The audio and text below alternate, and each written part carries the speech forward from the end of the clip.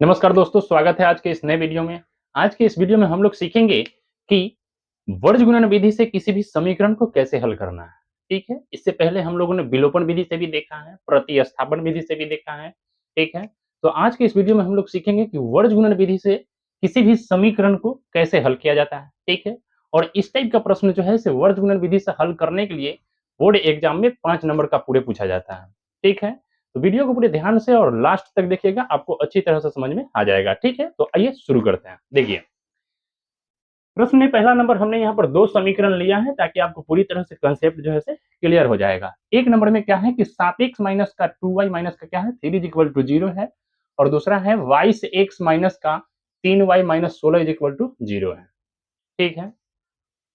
तो यहाँ पर इसको हल करने के लिए वर्ज गुणन विधि का जो है से एक सूत्र होता है। ठीक है? पहले जो हम उस सूत्र को समझते हैं और सूत्र को कैसे याद रखना है, कैसे निकालना है, किस ट्रिक से, उसको भी जो है से हम लोग समझते हैं। ठीक है? पहले हम लोग सूत्र को निकालेंगे, फिर उसके बाद इस प्रश्न को हल करेंगे। ठीक है? देखिए, इसका जो है से व्यापक रूप जो होता है समीकरण का इस तरह से होता है a1x प्लस b1y और प्लस का होता है C1 बराबर 0।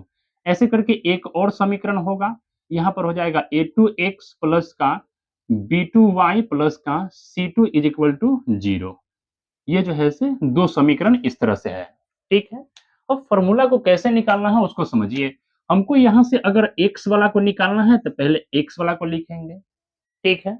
अब यहाँ से क्या करना है, x वाला को निकालना है तो x वाला को ढक दीजिए या फिर इसको छोड़ दीजिए। ठीक है? अब उसके बाद वहां से क्रॉस गुना करेंगे, C1 को B2 के साथ, जो बच गया उसको क्रॉस मल्टीप्लाई कर लीजिए। ठीक है? यानी कर लीजिए आप B1 को C2 के साथ करेंगे, फिर उसके बाद B2 को C1 के साथ करेंगे। ठीक है? तो देखिए, B1 हो जाएगा C2, क्योंकि हमको x वाला को लिख रहे हैं तो x वाला को छोड़ना है।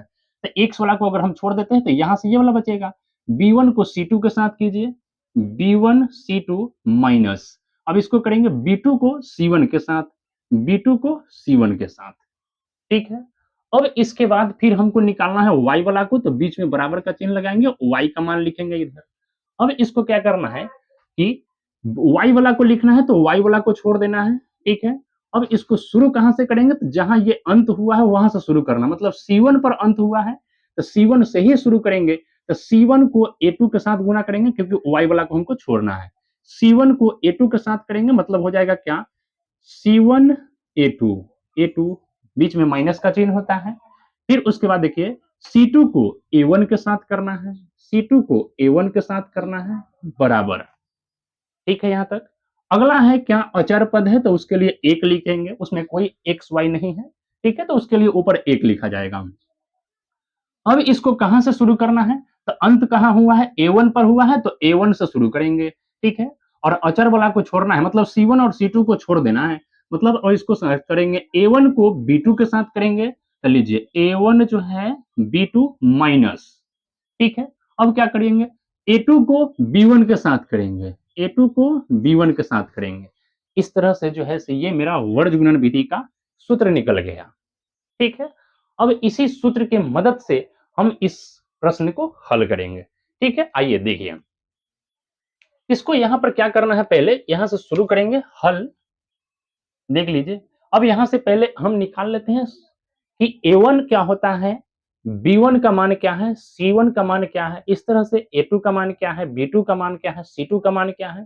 ठीक है? अगर आप जो है इस तरह से बढ़िया से सजा करके अगर उसको लिख लेते हैं तो इसमें लिखने में कोई परेशानी नहीं होगी और गलती भी नहीं होगी। ठीक है? तो पहले इसको हम लिखते हैं कि A1 का वैल्यू कितना है, A2 का वैल्यू कितना, सॉरी, इस तरह से लिख लेंगे। यानी A1 का वैल्यू अगर हम लिखते हैं तो A1 का मान क्या हो जाएगा 7, B1 का वैल्यू हो जाएगा ये वाला, मतलब -2, C1 का वैल्यू हो जाएगा -3। ठीक है? उसी तरह से यहाँ हो जाएगा A2 बराबर कितना है 22, ये वाला हो जाएगा। और उसके बाद B2 का वैल्यू कितना हो जाएगा -3, C2 का वैल्यू हो जाएगा -16। ठीक है? तो ऐसे करके जो है हम लोग पूरे समीकरण में मान को पहले निकाल लेंगे। ठीक है? अब उसके बाद क्या करना है, इस फॉर्मूला पर इसको रखना है। ठीक है? देखिए, सूत्र को हम लोग पहले यहाँ पर लिखते हैं, जैसे कि सूत्र दिया गया है x बटे में है क्या, B1 C2 माइनस है B2 C1 बराबर में है y बटे में है C1A2 माइनस का C2A1 बराबर 1 आ जाएगा A1B2 माइनस का A2B1।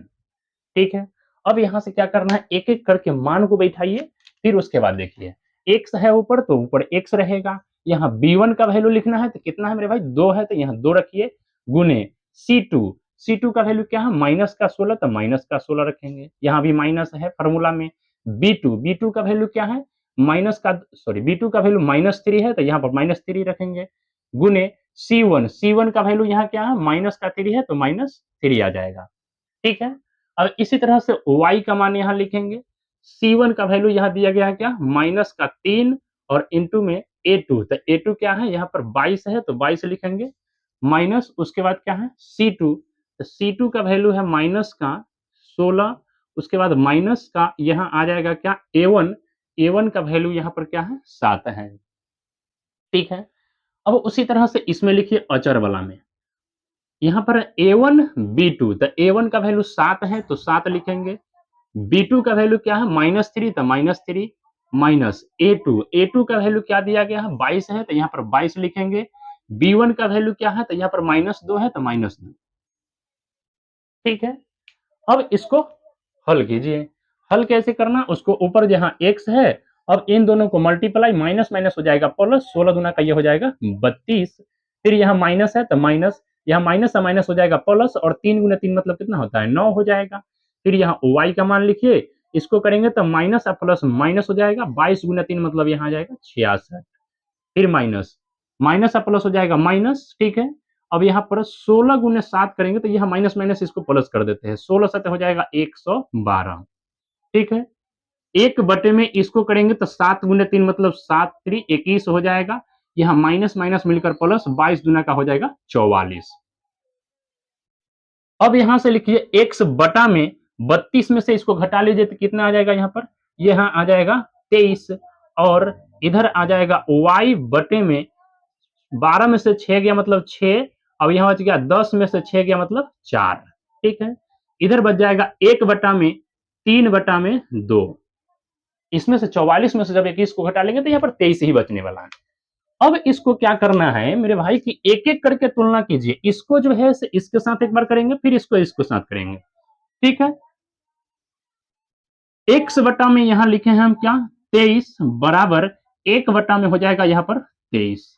ठीक है, अब देखिए कि 23 से 23 कट जाएगा, क्या बचेगा x बराबर जो है 1 ही बचेगा, क्योंकि बटा में नीचे से नीचे काट सकते हैं ऊपर से ऊपर काट सकते हैं। ठीक है, तो इस तरह से क्या हो जाएगा x बराबर 1 निकल गया। दूसरा देखिए यहाँ पर y का तुलना करना है किसके साथ, y बटा 46 है, इधर है 1 बटा में 23, अब ये 23 से ये कट जाएगा कितने बार में 2 बार में, तो इधर बच गया क्या y बटा में 2 और इधर में क्या है 1 है, क्रॉस मल्टीप्लाई करेंगे तो y बराबर यहाँ से क्या आ जाएगा 2 आ जाएगा। ठीक है, बहुत ही आसान है, इस तरह से जो है से x और y का वैल्यू निकल गया, x का मान 2 है y का वैल्यू 1 निकल गया। ठीक है, तो वर्ग गुणन विधि से हल करना बहुत ही सिंपल होता है और इसमें गलती होने का बिल्कुल ही चांस नहीं होता है। ठीक है, अगर आप ये इतना करते हैं तो आपको 5 नंबर दिया जाएगा। ठीक है, तो उम्मीद है आपको यहाँ तक समझ में आया होगा। ठीक है, अब आइए जो है से देखते हैं सेकंड नंबर प्रश्न को इसी तरह से हल करना है। ठीक है, आइए देखिए अब सेकंड वाला को कैसे हल करना है, आइए समझते हैं। देखिए इसको जब ये दिया गया है समीकरण, उसमें हम क्या करते हैं, इसको पहले सीधा करना पड़ेगा, ये बराबर का उस पार है, सबको एक तरफ करना होता है। ठीक है, तभी जो है हम मान लिख पाएंगे। तो यहाँ से हम समीकरण को एक तरफ कर लेते हैं। क्या है समीकरण है, एक बार 6x प्लस का 5y और ये इन्हें प्लस में तो इधर आ जाएगा माइनस का 11 बराबर में 0। दूसरा समीकरण हो जाएगा 9x प्लस का 10y और ये प्लस में तो इधर आ जाएगा माइनस का 21 बराबर 0। ठीक है, इस तरह से मान को पहले रख लेना है।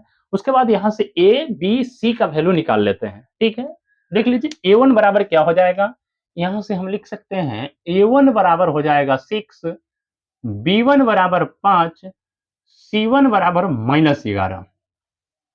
उसी तरह से हो जाएगा a2 बराबर 9, b2 बराबर हो जाएगा यहाँ पर 10, c2 बराबर हो जाएगा माइनस का 21।